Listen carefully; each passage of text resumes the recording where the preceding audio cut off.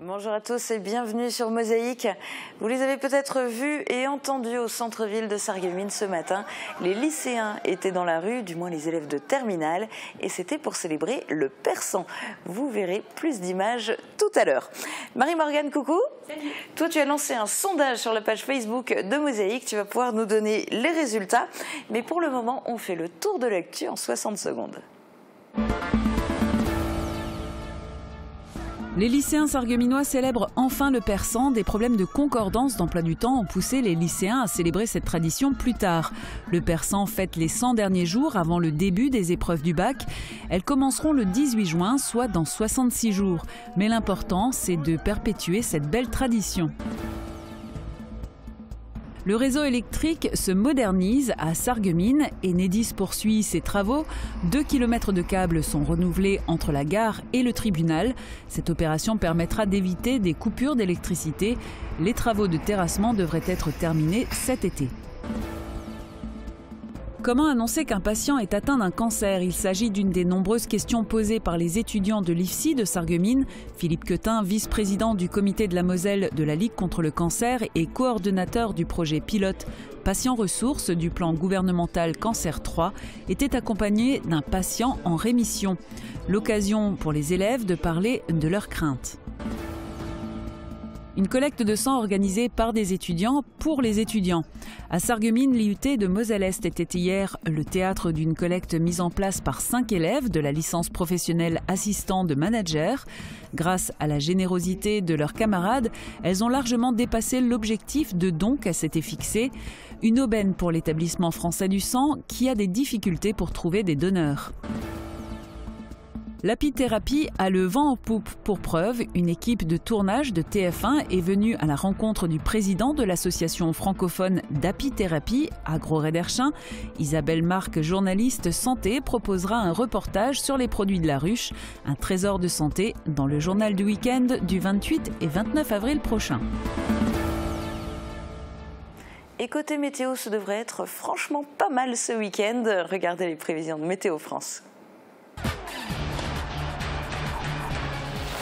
Avec le Crédit Mutuel, partenaire des grands événements sportifs.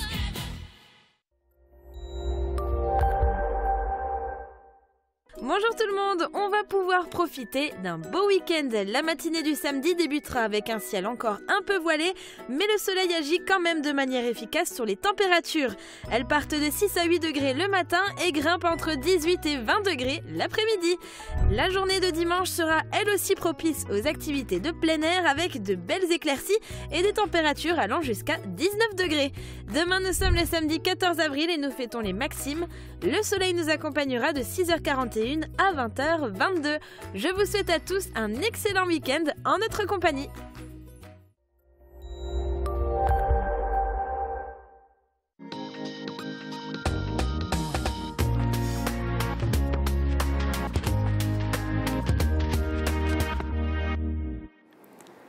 Les épreuves du bac démarreront bientôt, dans 66 jours exactement. Les élèves de terminale des 4 établissements sarregueminois, Henri Nominé, Simon Lazare, Jean Depange et Institution Sainte-Chrétienne se sont concertés pour organiser le persan à Sarreguemines. D'où le petit décalage, 66 jours au lieu des 100 traditionnels, car il a fallu trouver une date commune en dehors des vacances scolaires et du bac blanc. Mais c'est la seule transgression qu'ils se sont autorisés. Pour le reste, la tradition est respectée. Les élèves ont organisé l'événement sans l'aide des établissements et ils ont sorti, vous l'avez vu, leurs plus beaux costumes. Au total, quelques 500 élèves étaient dans les rues de Sarreguemines. Marie-Luf a pu tester leur motivation. Écoutez. Parce que faut qu'on décompresse avant le bac et parce que c'est trop bien. Parce que ça fait longtemps que ça existe et faut faire comme à l'époque quoi. Non, c'est vraiment bien le persan. Bah, ça permet de revivre ce que les autres ont vécu et de s'amuser et de gratter un jour aussi d'école. Puis voilà. Bah oui, c'est important parce que c'est une tradition et que cette année c'est notre tour, donc voilà.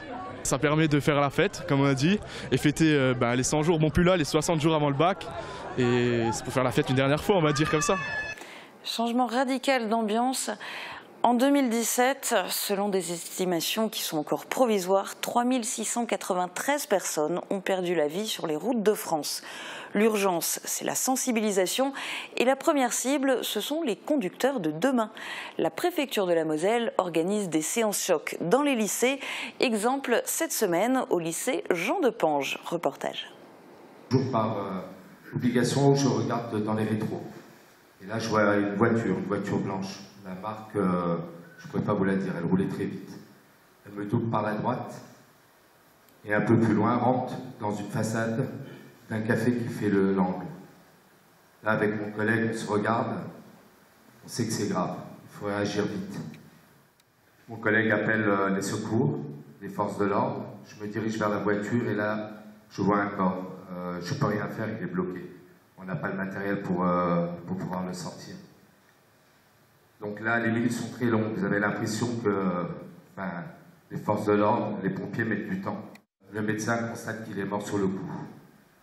Il y a une chose qui me perturbe, c'est qu'il n'y a pas de traces de sang, il n'y a rien.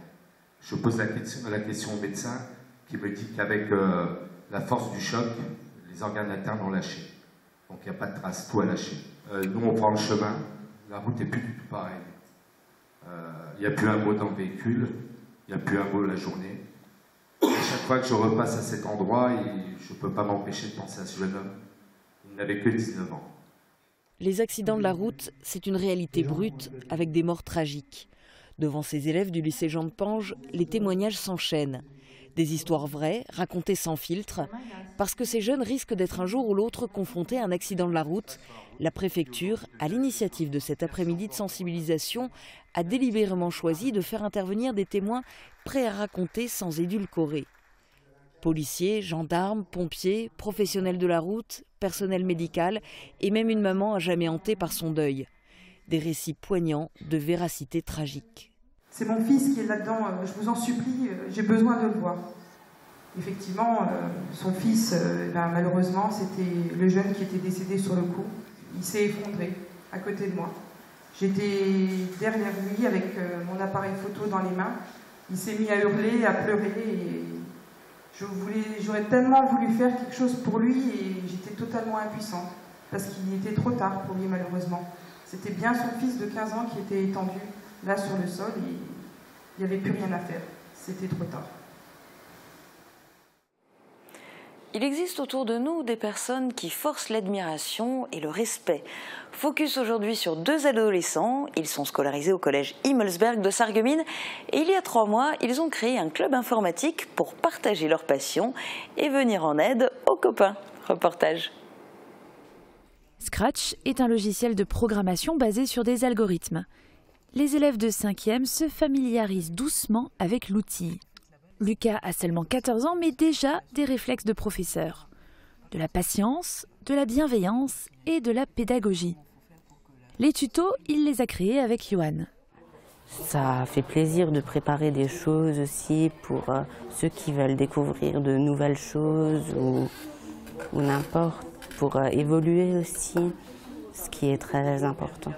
Les 2 adolescents ont fondé ce club informatique il y a 3 mois. Ils préparent les séances pendant leur temps libre. Ils envisagent une carrière dans l'enseignement, mais ce qui les intéresse dans l'immédiat, c'est de partager leur passion pour l'informatique. Ils ne savent pas vraiment utiliser les ordinateurs, ils savent que les utiliser souvent pour les jeux vidéo et les choses comme ça, donc ça s'étend pas plus que là. Tous les jeudis, de 13h à 14h, des collégiens de la 6e à la 3e sont volontaires. Les 2 apprentis professeurs s'adaptent à leurs besoins. En ce moment, ils aident leurs camarades de 3e à préparer un PowerPoint pour l'oral du brevet. Ils savent plus de choses sur l'informatique et ils peuvent m'aider si j'ai des problèmes. Du côté de la direction, l'initiative est vue d'un très bon œil. Elle va tout à fait dans le sens de ce qu'on demande de plus en plus à nos élèves, c'est-à-dire à prendre des initiatives, à s'engager dans des projets et à faire preuve d'autonomie.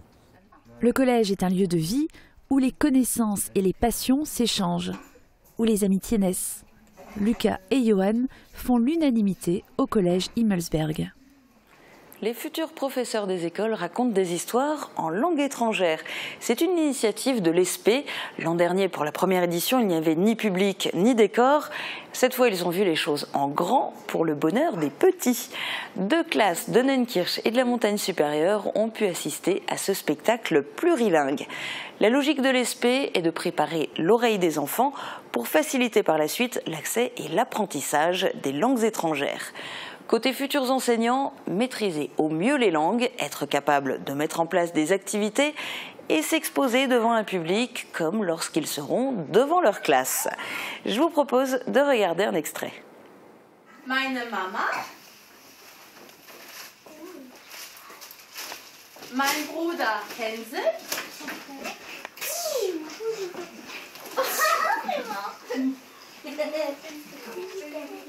und ich bin Gretel.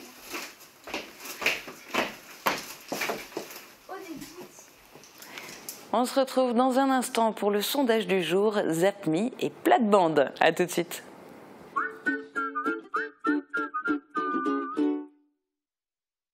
Profitez du moindre millimètre pour aménager vos rangements. Pratique, esthétique, ergonomique et en totale harmonie avec les autres pièces de la maison. Refusez désormais les compromis. Avec Schmitt, composez votre intérieur comme vous le souhaitez, au millimètre près. Schmitt, le sur-mesure n'est plus un luxe. Schöne Geburtstag! Le festival Mire de Plate, festival de langue francique et des langues de France, fête cette année son 20e anniversaire. Du 20 mars au 20 avril, la ville de Sarreguemines vous a concocté un programme exceptionnel. Exposition photo, théâtre, chansons, de l'humour, des ateliers, des conférences, sans oublier le traditionnel bal folk le samedi 7 avril et le salon du livre le samedi 14 avril. Programme complet à découvrir sur www.sarreguemines.fr. Bienvenue chez Italia del Gusto. Votre épicerie italienne change d'adresse et s'agrandit. Découvrez nos espaces dédiés aux produits frais, à l'épicerie fine, notre sélection de vins. Des produits originaux aux saveurs authentiques à déguster entre amis ou à offrir grâce à nos coffrets gourmands. Italia del Gusto vous accueille dans un nouvel espace de 130 mètres carrés à Sarreguemines et vous propose de la petite restauration sur place. Les beaux jours sont de retour. Avec La Vie Claire, je fais ma cure de jouvence. Produits de saison, produits frais, préparez-vous pour la belle saison avec notre gamme de produits vitaminés, de compléments alimentaires, sans oublier la cosmétique garantie naturelle. Avec La Vie Claire, je cultive ma santé au jour le jour. La Vie Claire.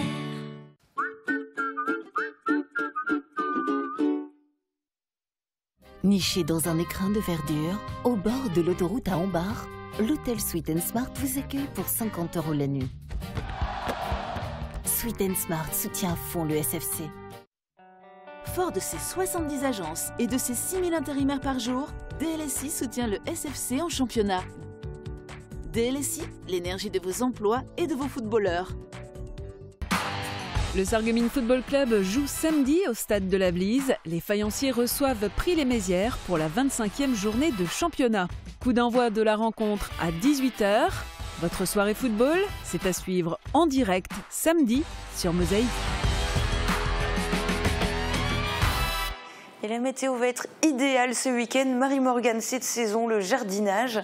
Est-ce que nos internautes ont déjà commencé à semer des graines dans leur jardin ou dans leur potager? Eh bien, on leur a posé la question. On a lancé un sondage sur notre page Facebook. Sur 55 votes, 40% des internautes nous ont répondu oui, vive le printemps. Mais en majorité, nos internautes ont voté pour je n'ai pas la main verte à 60%. Alors, il peut y avoir plusieurs raisons. Moi, par exemple, je ne fais pas de jardinage tout simplement parce que j'ai pas de jardin. Voilà, donc c'est compliqué. Ensuite, évidemment, ça demande du temps pour s'en occuper. René nous a écrit « Nous avons déjà du mal à tondre le gazon et à tailler les haies. Alors, des plantes en plus, c'est tellement beau les plantes, mais quand on n'a plus la santé de s'en occuper, c'est compliqué. » Donc c'est pas pour tout le monde. Pour ceux qui s'y intéressent, qui ont quand même la main verte et qui veulent planter des choses, tu as une astuce, un bon plan pour eux, puisque c'est franchement le moment de choisir les plantes. Oui, alors là, rendez-vous par exemple chez les horticulteurs ou bien ce week-end au marché aux plantes et aux pots qui se déroulera au Moulin de la Blise à Sarreguemines. Il y aura une 50aine d'exposants. Vous pourrez découvrir les plantes qu'ils proposent et aussi bénéficier de leurs conseils. Et je réponds à la question de Karine sur notre page qui peut en intéresser plusieurs. L'entrée est à 2 2 €. Eh bien, merci beaucoup pour la précision.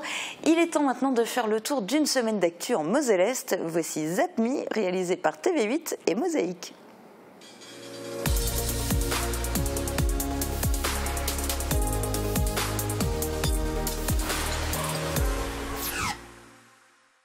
Et même si le grand rush espéré n'aura pas lieu, ils sont tout de même nombreux à avoir voulu faire partie des tout premiers visiteurs, pour profiter des offres exceptionnelles de lancement proposées par certaines enseignes, ou simplement par curiosité.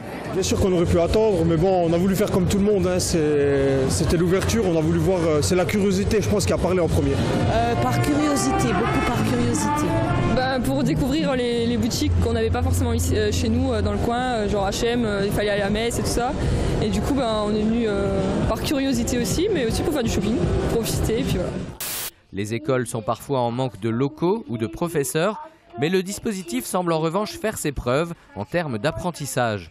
En présence de l'inspecteur, mais aussi du maire Laurent Muller et de leurs parents, les 24 élèves des 2 classes de CP de l'école font la preuve de leur progrès en lisant, chacun son tour, une phrase d'un album.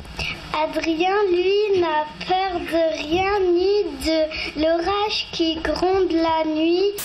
Cette approche éducative permet aux élèves de développer leur sensibilité sur le répertoire musical et les différents instruments. Offert aux élèves des écoles primaires et aux collégiens, ce moment musical a su être apprécié à sa juste valeur. Par cette rencontre privilégiée avec un orchestre symphonique, le public vit une belle expérience, souvent nouvelle.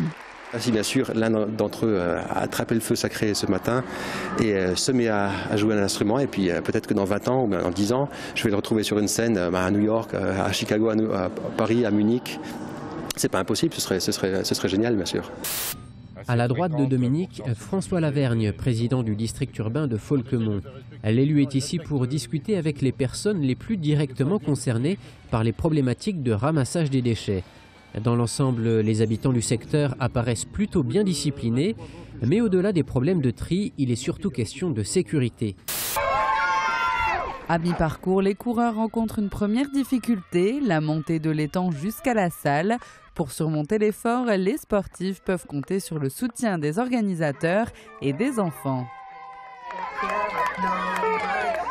Une côte qu'ils devront une nouvelle fois affronter à l'arrivée. Pas de quoi effrayer Saadi Kemchan, qui visiblement, pas fatigué de sa course, en a presque raté l'arrivée. Il termine son parcours en 34 minutes à 46 secondes. Créée il y a moins de 2 ans, la section féminine de l'US Forbach compte déjà une équipe U13 et 2 équipes U16 qui concourent dans le championnat d'élite départemental. Allez, on donne tout, on peut le faire.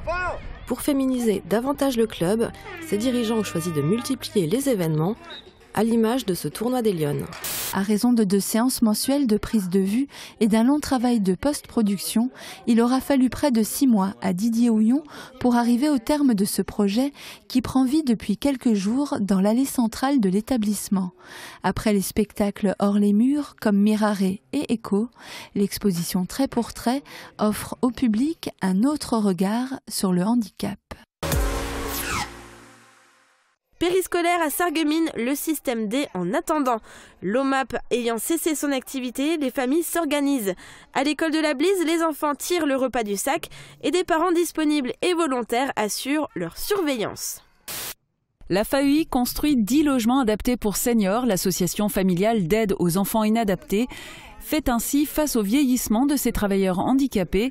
Le coût de l'investissement est de 1,5 million d'euros. Cette nouvelle résidence, baptisée l'Entretoit, propose un habitat inclusif qui développe les services communs et la solidarité.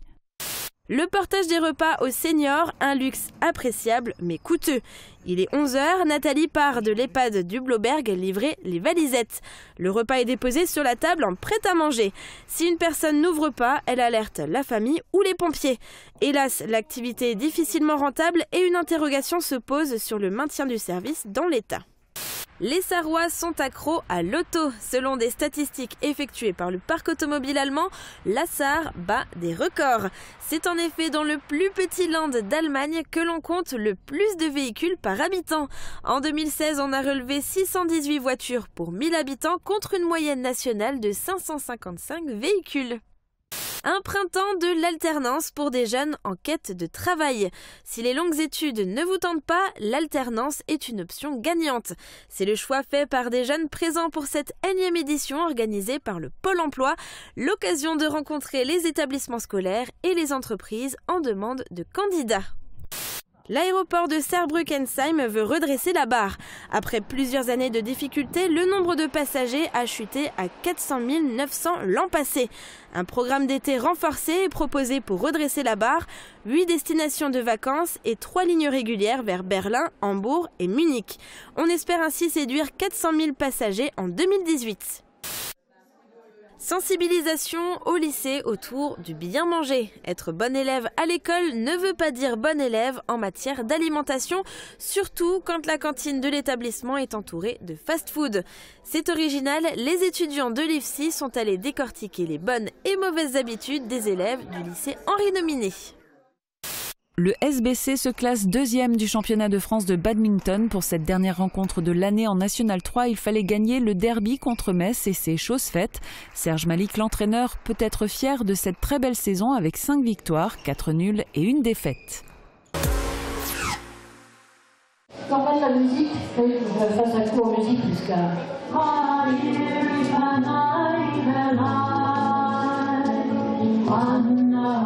S'ils sont bien là pour apprendre quelque part, les 50 participants du stage de danse folk des Quetchakash 2 n'ont pas hésité à faire des kilomètres pour le plaisir de se retrouver et de partager un bon moment. On est des folkeux à travers la Lorraine et au-delà de la frontière puisqu'on est frontalier. Donc c'est pour ça qu'aujourd'hui on a des gens qui viennent de Trèves, il y en a qui viennent de Sarrelouis, de Sarreguemines, de Saint-Avold, de Merlebach. Et ça permet un peu de rencontrer des gens et de faire animer un stage où on voudrait avoir des spécificités en fait.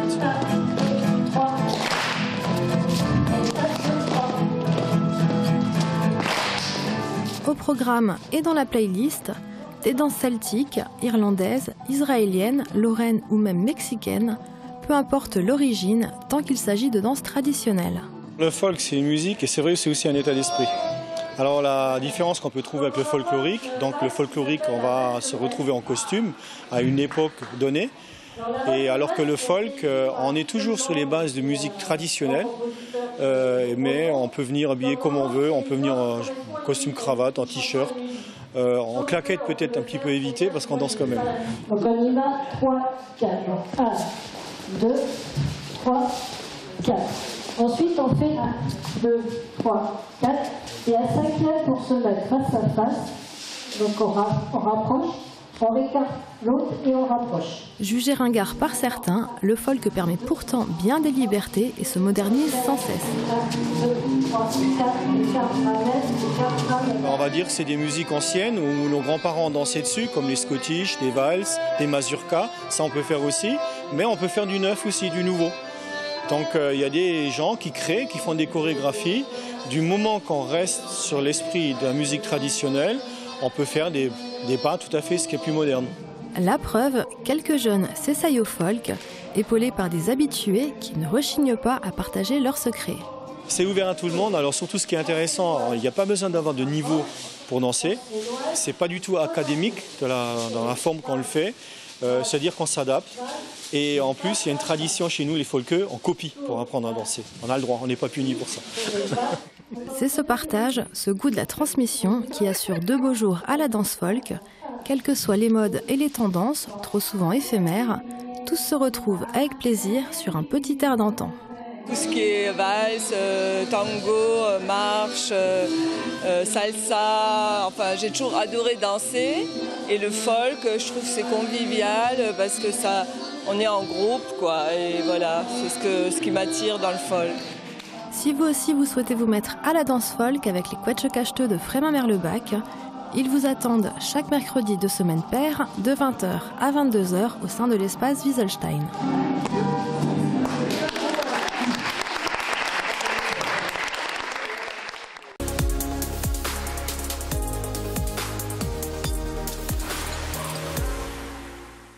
Et on termine cette émission en plate. Cette semaine, notre joyeuse plate-bande a les pieds dans l'eau, pas à la piscine.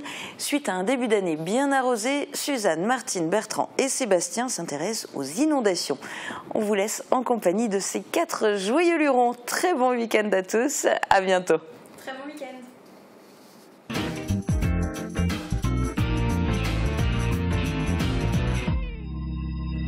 Bonjour, liebe Zuschauer. Also, draußen steht das Wasser hoch, aber bei uns nicht. Ja, wenn man jetzt da Wasser hätte, dann wäre es ja ziemlich überschwemmt. Ja, ich glaube, da wäre viel in Saargemien, wo jetzt da beim Alois, da, wenn der dort Wasser hätte. Ich wohne ja in Bitschland und auf dem Berg. Und ich weiß nicht, was das ist. Hochwasser bei mir daheim. Aber in Aachen habe ich 2004 erlebt, dass da Hochwasser war. Ne? Also ich als Splitterstorf war, ich kann das sagen, in Splitterstorf war mehr als einmal Hochwasser und in die Rüdler Republik. Ja. Bei uns auch in Irmingen mit der Esel. Ja, weil gerade in Olbe haben sie eine richtige Tradition sogar mit dem Hochwasser. Wir sind noch 1940 haben sie geplant gehabt, als die Deutschen nicht durchkommen, dann haben sie doch die Linie Maginot Aquatique gemacht. Aha. Und die Linie, die war gemacht auf dem Mutterbach und so haben verschiedene Gewässer präpariert, als es Überschwemmung gegeben. Und da haben sie eine Barrage in Wittringen, da haben sie Bunker gebaut und alles, weißt du, für die Deutschen anhalten. Und da waren manche Bunker, die waren noch ja in Wasser. Das war doch ein guter Plan, ne? Ja. Da haben die Architekten da noch nicht so richtig aufgepasst. Wann war das letzte Mal Hochwasser gewesen in Albe? In Albe war noch gar nicht so lang, ne? Da die letzte da was. Da sollen Kinder mit dem Schiff drauf herumfahren. Ja, so schlimm war es nicht. Es ist nicht mehr ganz so schlimm. Nee. Wann war dann das letzte Schlimme? Also das ganz Schlimme in Saargemien, das war 1993, da Ende Februar. Ich habe schon da eine Revue de Presse da gefunden vom 23. 12. Februar, ich schon Februar, 12. Dezember 93, wo es wie viel Meter? 7,42 Meter in Saargemien, aber Bertrand, das ist noch nicht der Rekord, der Saar natürlich.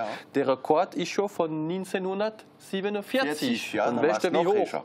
8,41 Meter. Wow. C'est le record absolu. Ja, und da sind sie mit dem Schiff in der Straße darum gefahren. Ja. Und in Saargemien, da am Serdor, hast du eine Mauer und da sind die Striche dran, wo du siehst, wie hoch das Wasser ist jetzt mal.